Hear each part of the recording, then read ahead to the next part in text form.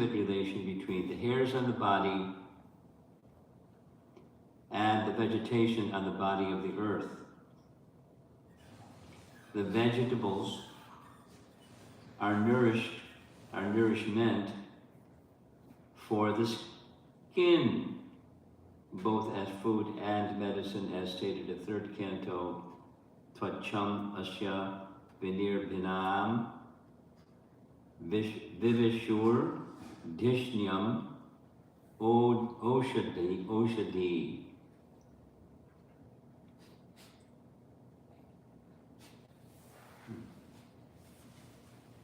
Any questions?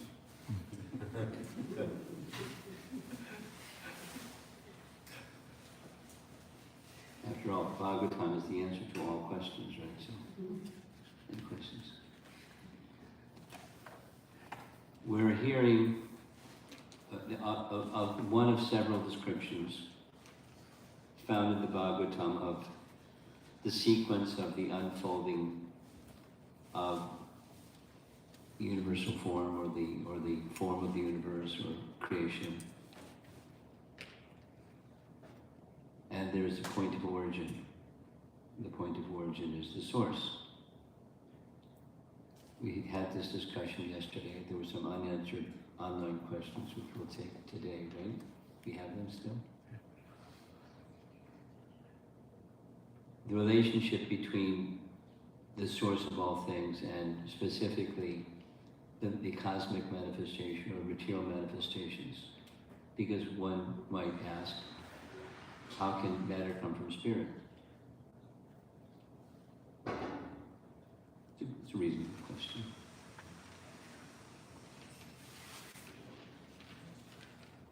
So there's a relationship. In one sense, the relationship is the supreme source of everything, includes everything. And so there's an unmanifest state, and there's a manifest state. But that unmanifest and manifest is an aspect of the source of everything. Because I've been puzzling on this one bit, so I'll just repeat it from yesterday. One of the Chatur Shloki verses of the Bhagavatam describes, I was asking some scholars, this seems counterintuitive, where Sat is normally thought of as that which is eternal, and Asat is that which is temporary, the opposite of Sat. However, it's translated by Srila Prabhupada with the word for word that Asat is the source and Sat is the creation from the source. So the explanation that's given in Chaitanya Charitamrita that's not the same as found in the Bhagavatam, because that verse is discussed in Chaitanya Charitamrita. I'm going over this again from yesterday, but in this case, Asat means the unmanifest Mahatattva, the unmanifest state of Prakriti. That's the Asat. It's not perceivable. And then there's the Sat. That's the manifestation that comes from the... So Prakriti in its unmanifest state becomes transformed into the manifest state. And Prabhupada writes in that Chaitanya Charitamrita report that the source is separate from both. That was the big relief. It was quite a puzzle. I got some very interesting answers from different verses before that was pointed out. So what's the relationship, back to the question, what's the relationship? That's what part of this, big part of this chapter is, the relationship between the creation, which is material. It's material in the sense that it's separated energy, and thus material, but in another sense it's spiritual because it's from the spiritual. seen in relation, like the universal form, is one of Krishna's forms. He showed the universal form to Arjuna upon request, and he has the power, so he shows the universal form. Here we're hearing description of the unfolding of the universal form, and behind the manifestation of the universal form, as in yesterday's discussion, the Lord desired to experience or to understand. He was inquisitive. He's omniscient, and so why is he inquisitive? To bring the unmanifest into the manifest.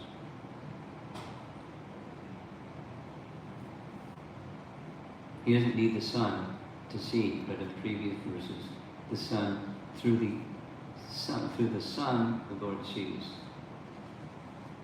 But he's all-seeing, he's all-knowing. It's in his relationship with the creation. It's his energy, and he wanted to see his energy manifest, and so his energy manifest. So the same principle is happening here. It's a little mysterious, more than a little mysterious. But to see, then yesterday was to understand, now it's to perceive, which is not exactly the same. Sense perception is not the same as knowing. Sense perception is sense perception. And then one has to process the sense perception, and then you can call it knowing. But then we know, for us, that knowing is fallible because the instrument of perceiving the senses, and the instrument for processing the perceived, the mind, they're both fallible. So the sense of reality is a fallible sense, guaranteed, whatever it is. However someone may be convinced that they've got it, we can understand it's fallible. But the Lord, by his perceiving, enables us to perceive. It's just the way it is. Supposing, for example, the touch sensation is withdrawn. It's possible. Anesthesia can make the touch sensation become numb. Or otherwise, touch sensation can be withdrawn. So the power to perceive through the skin is a dependent power. Krishna manifests that power so the living entities within creation can at least try mission impossible, which is to find happiness out there through the senses, like sense of touch. And then comes the process, and we discussed this yesterday. I like it, I don't like it. It pleases me, it's displeasing. And at one time, like Prabhupada says, cold water in the summer is welcome. Cold water in the winter doesn't have the same welcomeness. One is pleasure, the other is, discomfort. So the object is the same, the perception differs based upon, circumstances, including the mind. Some persons, they like cold water in the winter. Some persons like. Most of the rest of us don't, but some persons like. They like.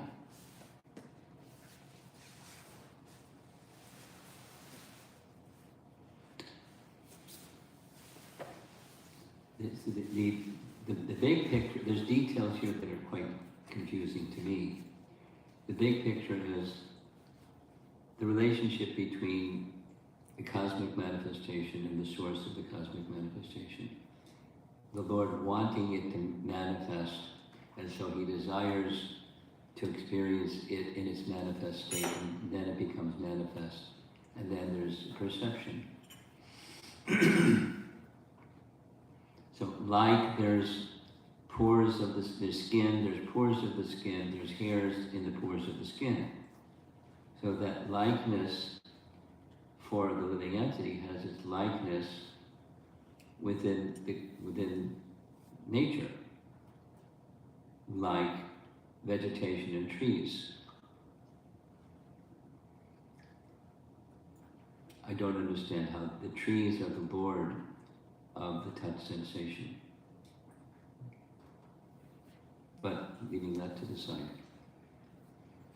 As happens in the cosmic level, it happens on the local level, it happens on the individual level.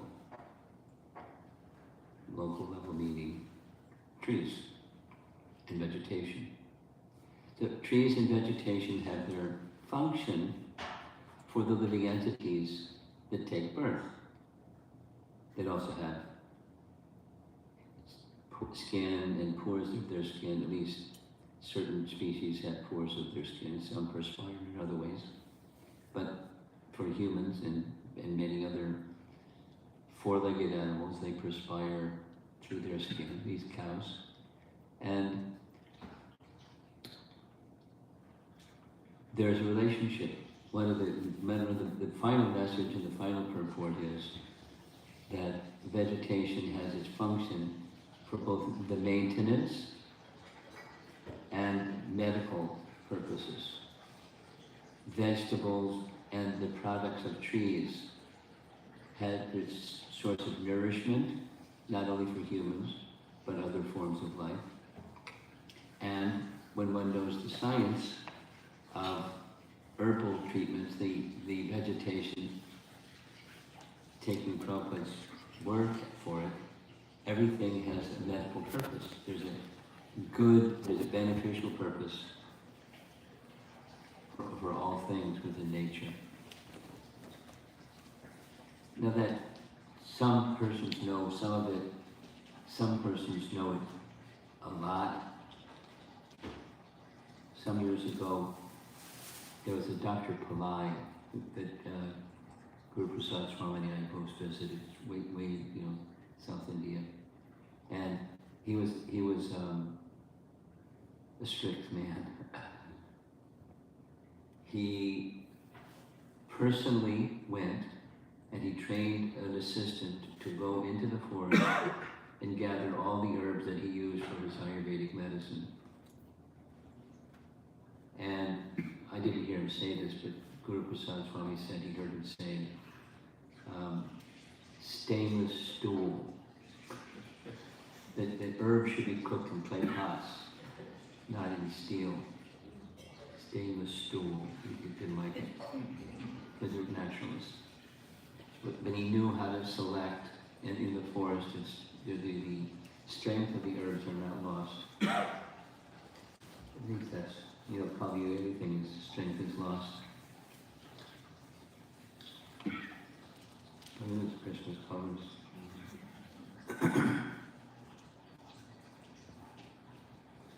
Just that's a detail. The principle that's expressed is vegetation and trees have their health and nourishing benefits for all living entities. Not all living entities can eat all things, but everything has a kind of nourishment and benefit.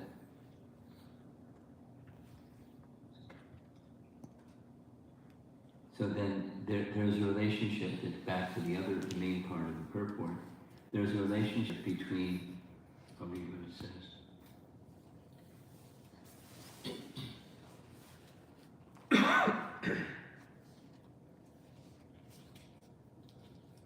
Here. An intimate relation between the hairs on the body and the vegetation on the body of the earth. The intimate relation again is the vegetables are nourishment for the skin, both as food and medicine. So back to some of the parts of this. There's air blowing. There's air. And there's air blowing. And the air blowing is both outside the body and within the body. It's a different kind of air, but it's air blowing, and it has an effect. So not only for the body of, a human or some other animal, but the earth. There's an intimate relation between the two. Now, what is this interesting? What's the big picture? The big picture is all of this is there for the purpose of living entities desiring. The Lord desires to, it's not his first choice, but his desire is to fulfill their desires, and so he creates. One of the two, why creation reasons is because living entities wanted it. And because they're parts and parcels, although he's advising otherwise, they want it. And so he creates. So he's desiring, and then, like from, the saying goes, man proposes, God disposes. We're the dependent free will participants. And he's the independent free will participant in cosmic manifestation. Man proposes, God disposes. So, because the living entity proposes, God is desiring. And as he's desiring, stuff happens. The unmanifest becomes manifest. So they're ultimately aware that all of this is going, the big picture is, there's a source of everything. The Bhagavatam, this Bhagavad Purana, the creation has its source in the Supreme Person. And from different angles of vision, so many different ways, that relationship is important to understand. Sambandha Gyan is important to understand. Exactly how it happens, and exactly the relationship can be quite puzzling, frankly. But that's for people with small brains like mine. But the principle, the big picture is, there's a source of everything, and matter unfolds, coming originally from the source of everything.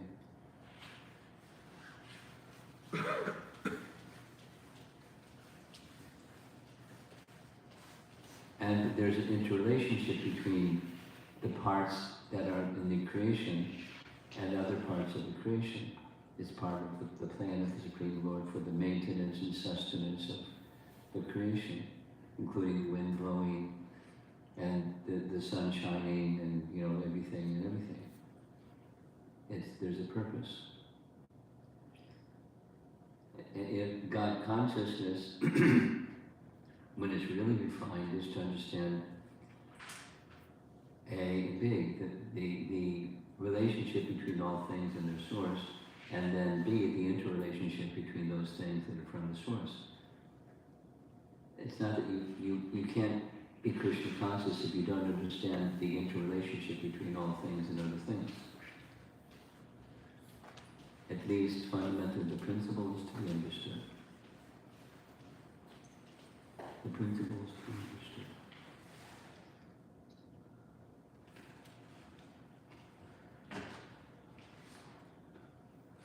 I'll just read a little bit again. The characteristics of matter, such as softness, are subjects of sense perception. What's the distinction between object and subject? It's like, the devotee is the subject and Krishna is the object. In grammar, there's the subject, there's the verb, and there's the object. Or subject-object, the verb, the action between the subject and the object. So sense perception here is being stated as a subject.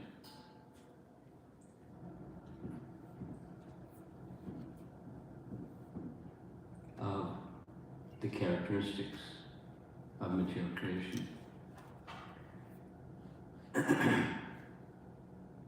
One can measure the temperature of matter by touching with the hand. There's other ways, but that's one. And one can measure the weight of an object by lifting it with the hand. There's other ways. The skin pores, and the hairs in the body are all interdependent with the touch sensation. Anyway,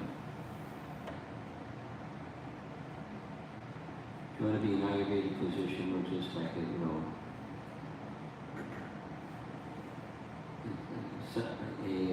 Sankhya philosopher, this is very helpful. What's the interrelation between all these things?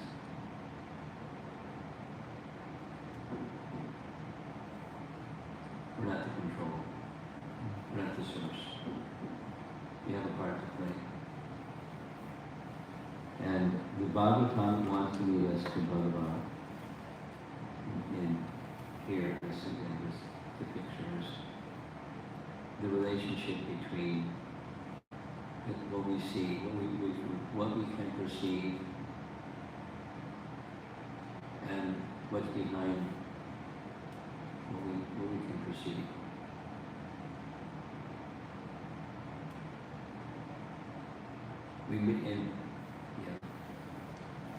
To understand the laws of the interaction of these interdependent parts is the business of science.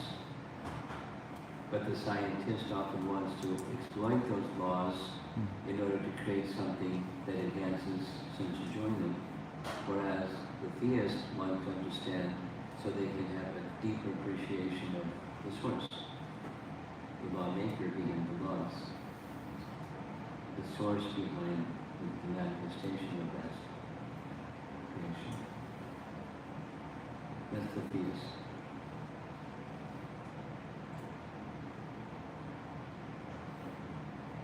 So there were some questions from yesterday. Let's start with that. I need some time. The computer is booting. Yeah. Okay. Any in-person discussion? Try that after 8. I can't hear you. A microphone.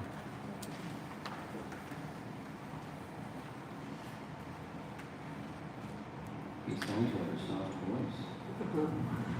Hare Krishna. That microphone really helps.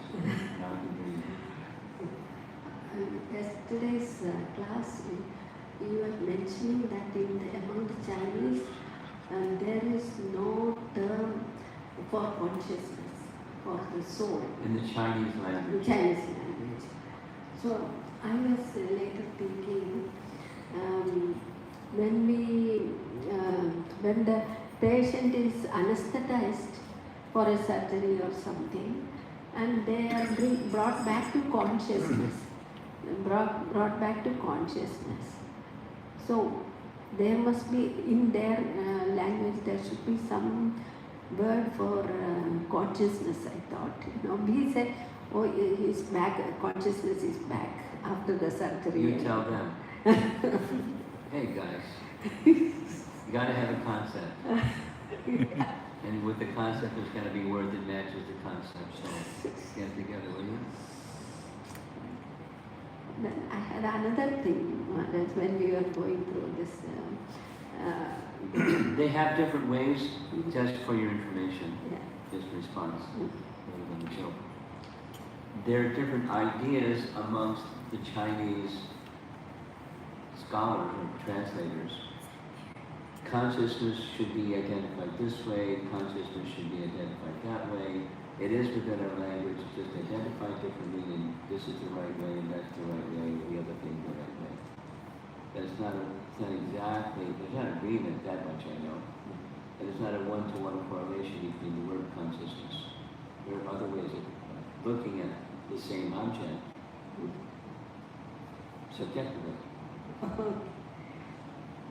And then I had another thing that is in the universal form.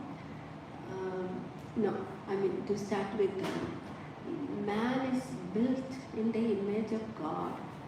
So, that means we have everything translates. He has his senses and we have the same senses. Like that I thought. So, though the Supreme Lord And that is Bhagavan sees everything, and he is in touch with everything of creation. Directly or indirectly, it says. So the Virat form, the universal form, is taking shape after the desires, the body of the universal form is it being shaped by the desires to experience these senses. And That's what this chapter is and saying. that's what the chapter is saying. So when our Lakshmikant Prabhu was saying yesterday, the Lord can see already. Why would we desire? The Lord did what? Lord can see already everything. Why would he desire to see? You're asking the same question again? No, I am saying, I thought that it is not in the Supreme Lord who is the Adi Purusha. This is the universal form as it is developing the desires and the corresponding, so attributes, sense attributes are being manifesting like that, I thought. So, the universal form to begin with may not be able to see, just like us. And it's not like the Supreme Lord, no? So that's what I thought. I don't know if I make sense. Thank you for sharing your thoughts. I don't exactly understand what you're... Are you making a statement and seeking verification? Or are you asking a question? Or... It's a little bit like fireworks. In Lakshmikant Prabhu's question that the Lord can see already, why would he desire to see? So you're repeating his question? No, I am saying that when he says the Lord can see, it is we are thinking of Bhagavan, the Adi Purusha, Lord, not the universal form. So you're giving an answer to his question? Yeah, that's what I Oh, okay. the universal form is separate from the Adi Purusha. Well, yes and no. He's separate but not separate. Not separate. So it's one of the many mysteries. One of the many mysteries is A or B. A, universal form is one of Krishna's forms. B, universal form is not one of Krishna's forms. It's imaginary. And it's not exactly mutually exclusive. That's part of the mystery. Read carefully, keep reading and reading and reading, and you'll find something over on this part of the pan scale, and you'll find something over on that part of the pan scale, and they seem like they're mutually exclusive. It's either this or that. It's not both this and that, because they're contradictory. Thank you. So what you said is okay, but there's something on the other side of the pan scale. You're saying it's not. And there's statements that say, this is one of Krishna's forms. So there. It's not in the literal sense of imaginary, like it just doesn't exist. It's one of Krishna's forms. It exists. Now you see it, now you don't. And therefore temporary, and therefore not real. Or the descriptions, just to complicate things a little bit more. It's nicer to go to the simpler side, but sometimes people ask, which is it? Just the universal form. Is it this, or is it that, or is it the other thing? Because there are different descriptions of the universal form. Correct? So which is it?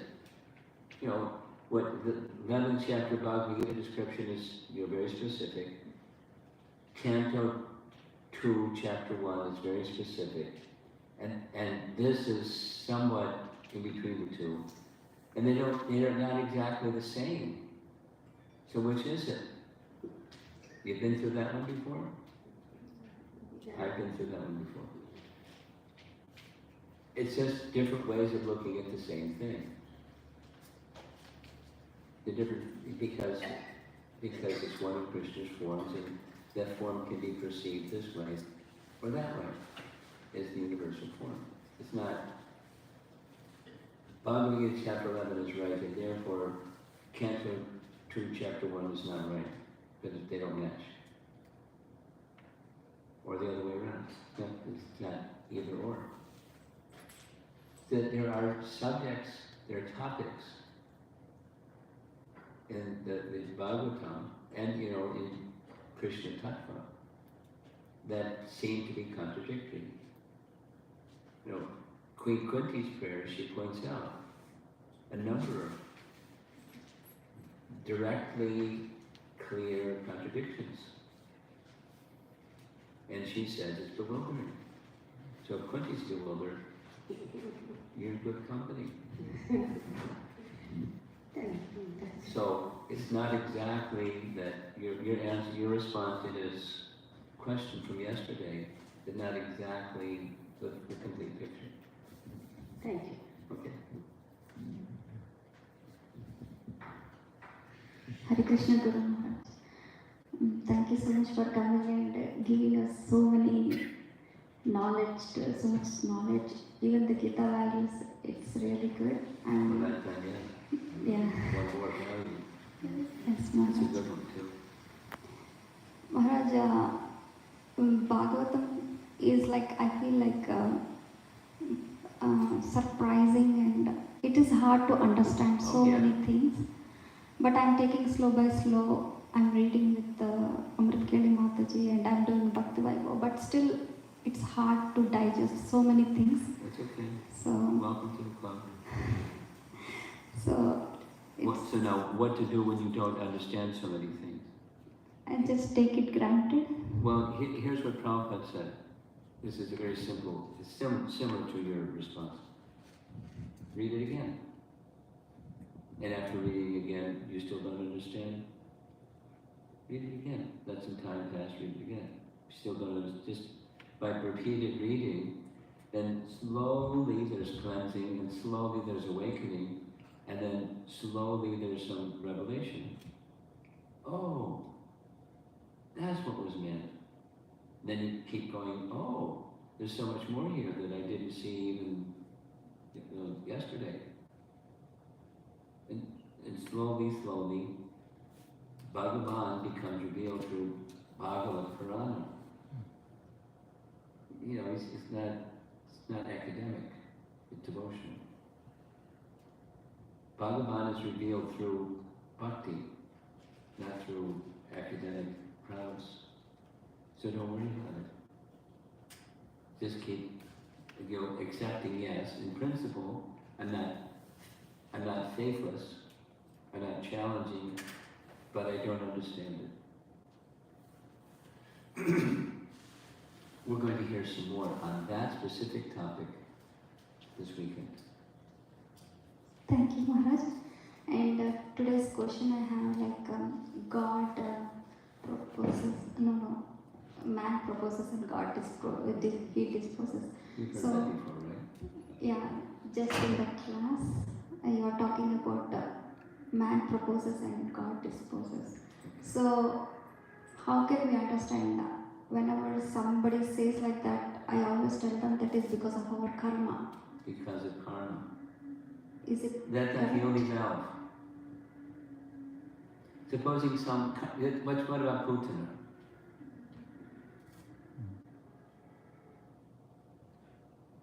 Bad karma, that lady, oh boy.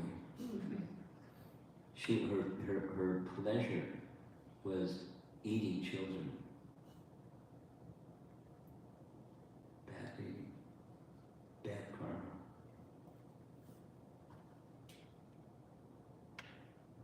So it's not the only factor in disposing. Okay? Thank you so so much. There's certainly karma is a big weight on the scale, but it's certainly not the only thing.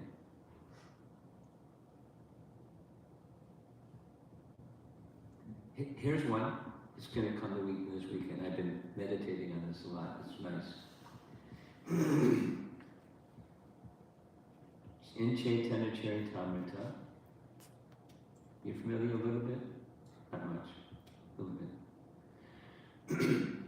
Of the 6 Goswamis, the eldest was Sanatana Goswami.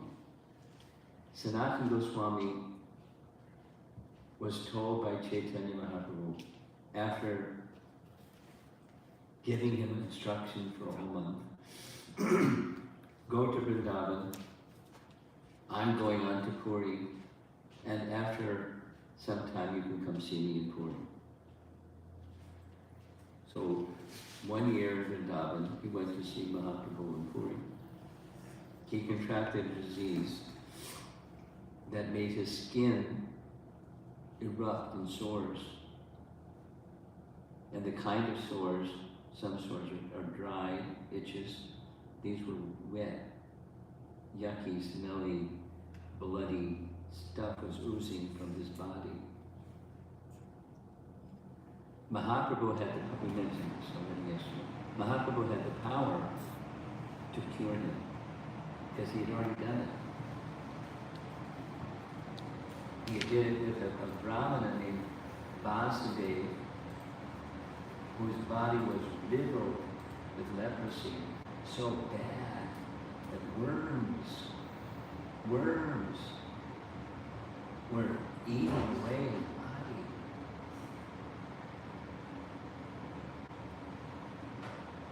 Mahaprabhu embraced him, his body became well.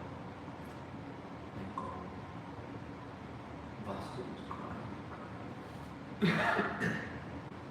The same Mahaprabhu was embracing Sanatana Goswami, his body didn't become well.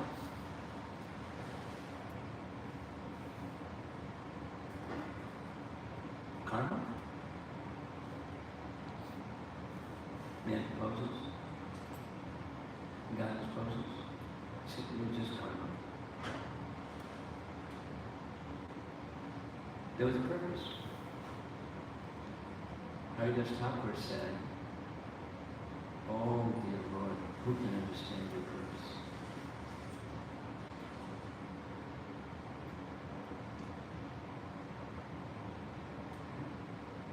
Next. Is that it?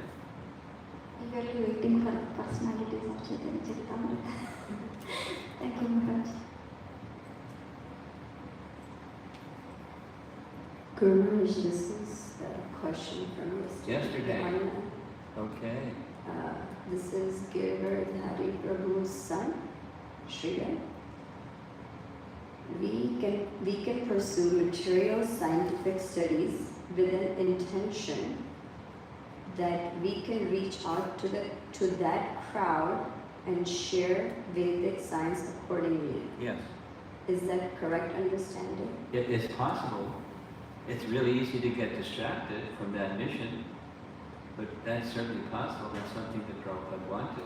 Or, say it differently, if one has such an interest, that's the proper use of that interest.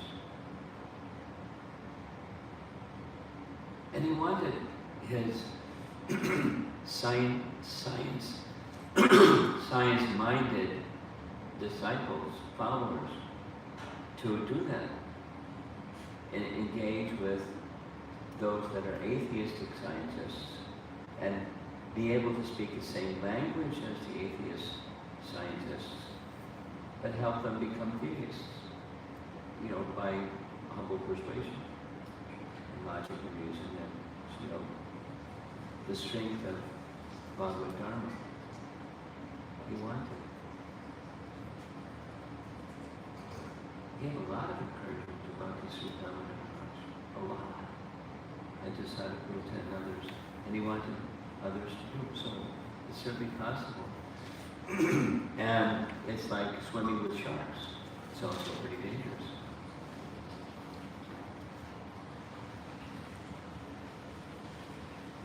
So be protected by the purpose of doing such an activity. Because otherwise one can become implicated in a different mission. Is there another question? No, I have a question. You have a question, go ahead. I'm seeking some clarification for the 10 offenses, a couple of them. So the fourth one says it's an offense to blaspheme the Vedic literature or any literature in Vedic pursuance. So the Vedic literatures are like Bhagavad Gita, Srimad Bhagavatam. And the other that's mentioning is that, like Puranas, Itihasas, Mahabharata,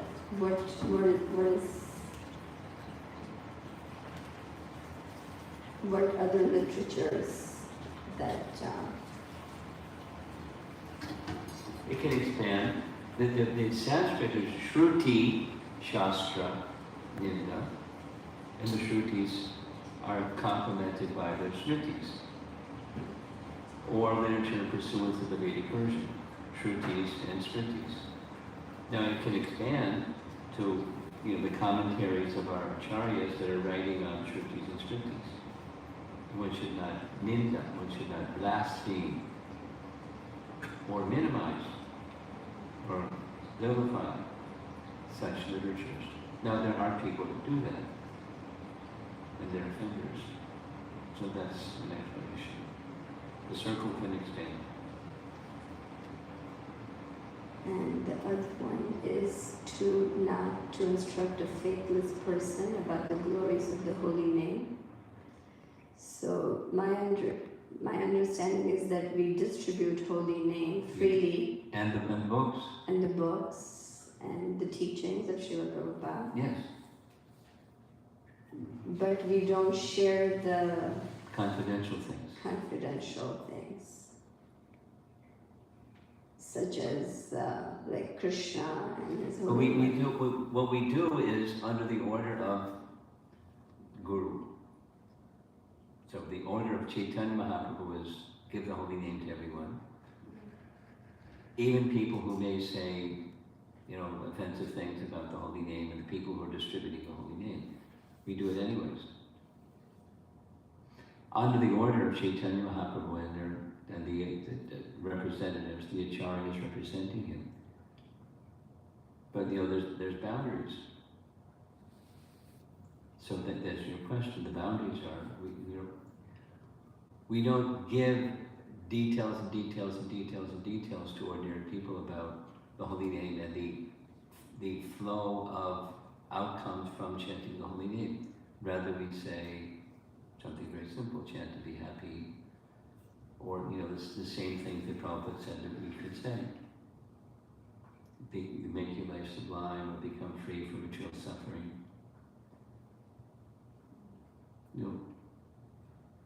ABC.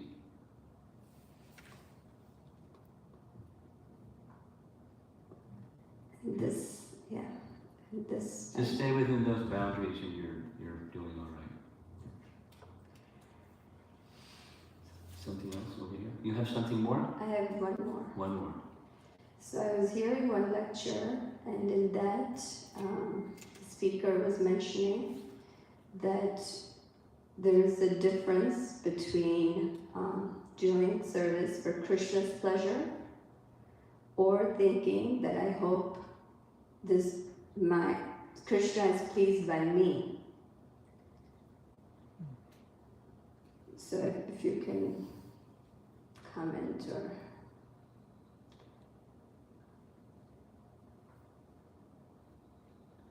Even hope Krishna is pleased by me, it seems that the person, whoever is speaking this, is making the distinction between who's at the center.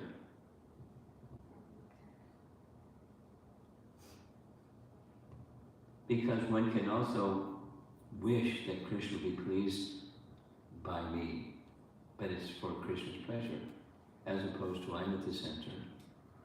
So it's subtle. So it has everything to do with intention. And who's at the center of that intention? You know, the subject and the object. So Krishna should be pleased, or I should be pleased. Okay.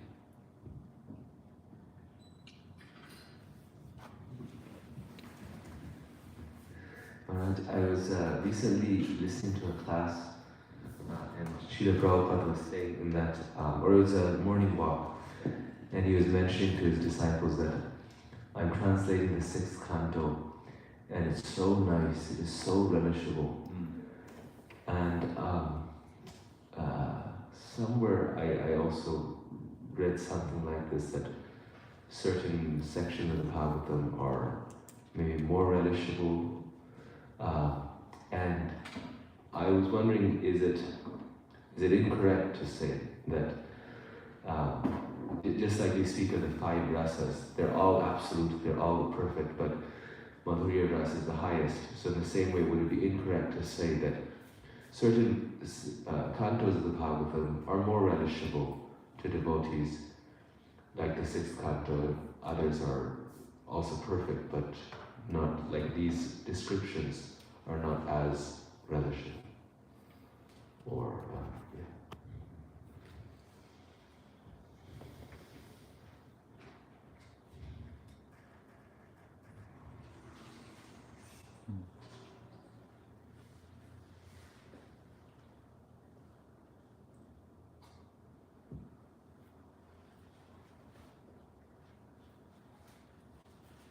There's several ways of answering that.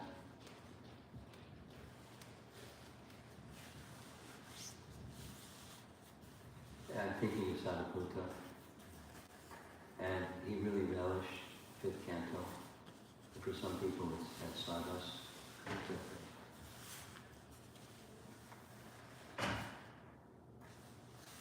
According to his disposition, his interest was Bhagavan. It's not that he couldn't relish Krishna's pastimes in Vrindavan as much as he could relish with taste 5th canto.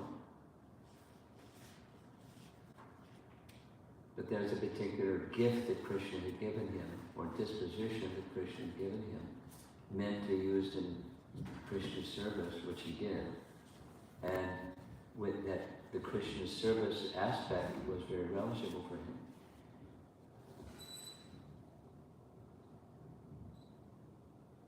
Then one might conjecture, as he progressed in Krishna consciousness, or someone that has a disposition that has a particular relish in an aspect of the Bhagavatam that to another person isn't as relishable, as they mature, the highest relish will come with Krishna's activities in Vrindavan and amongst Krishna's activities in Vrindavan, Krishna's exchanges with the gopis.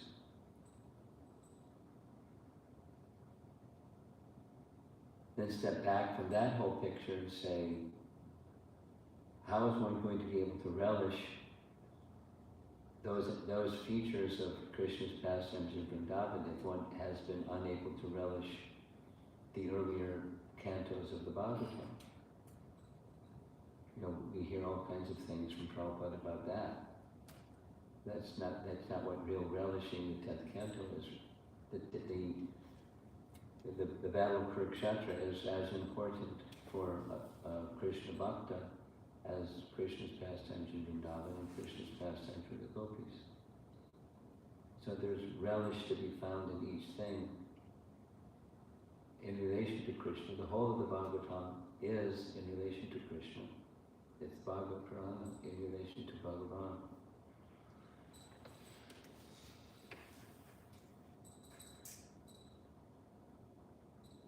So the shorter answer is, it depends.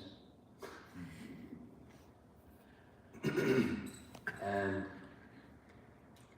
depending upon the gift that Krishna has given one, there may be a greater relish over here, and later a greater relish over there, and later a greater relish someplace else. Prabhupada's making the remark that I've been translating the sixth canto and it's very relishable, doesn't mean that he didn't find other cantos to be very relishable.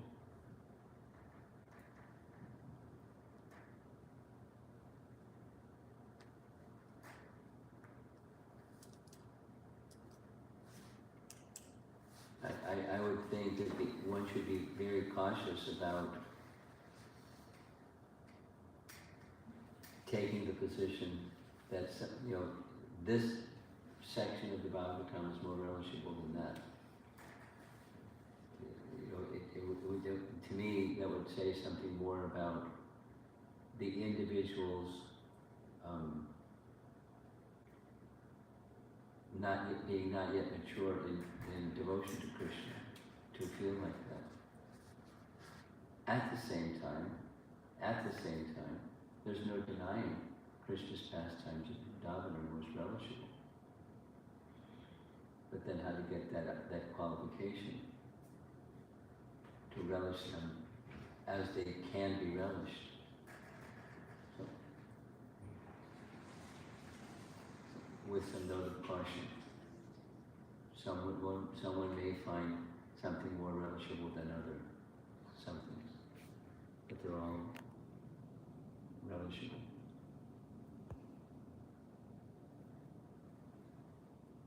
One could say equally relishable. Here's a little Prabhupada story. There was a time when the different parts of Canto 2, Canto 3, Canto 4 were coming out from the BDT, and the book distributors were going out with, fourth Canto, Part 3, and people will take a look at the book and say, where's Part 1 and 2?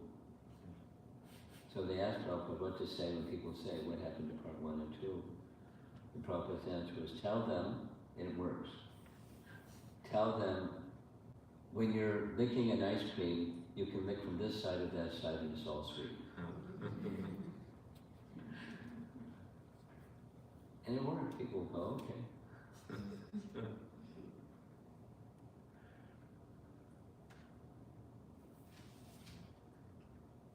Anything else? It's okay. One last question. Time. Thank you for your class, Guru Maharaj. Happy Appearance Day to you today.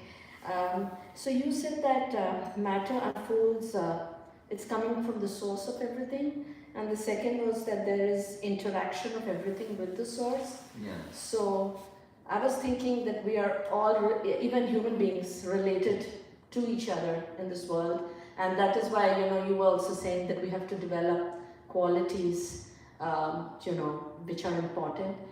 So is there a ranking of, like in spiritual... Is there a what? A ranking of qualities, like devotional service is the most important. I was under the impression that humility or the absence of ego would be the second most, but is there a hierarchy, or we should just develop all qualities? Nice question. Your question is chapter 13, verses 8 through 12. And the answer is right in the very first two paragraphs. But I'll just say, but you can go back and read and you get, the Prabhupada version, besides my little summary version. There's 19 qualities which are listed as items of knowledge, because a manifestation of one in knowledge is they have qualities. Say it the other way. A person that has information but not qualities doesn't manifest. Real knowledge, they have information, but real knowledge is qualities. Commensurate, is they come together. So then, in the very first paragraph, Prabhupada writes, of these, one is the most important. And you stated it. Undivided devotion to Krishna. And undivided devotion to Krishna is made possible, it's ushered in by taking shelter of a spiritual master. A Acharya Upasana, worship Upasana, Acharya Upasana. So those two, number one, number two, and then the others flow from that. And then the next paragraph, he goes to what you just said, humility and practices. Man and Pamadam Vikram. It's not exactly, that's the hierarchy. Because that's what your question is. Yes. But without humility and pridelessness, one isn't going to go very far in bhakti. Okay. Yes. Thank you much for that. Okay. And just to add, another argument could be made from Rupa Goswami's writings is that faith must be there, because without faith, bhakti won't grow. Adaptra.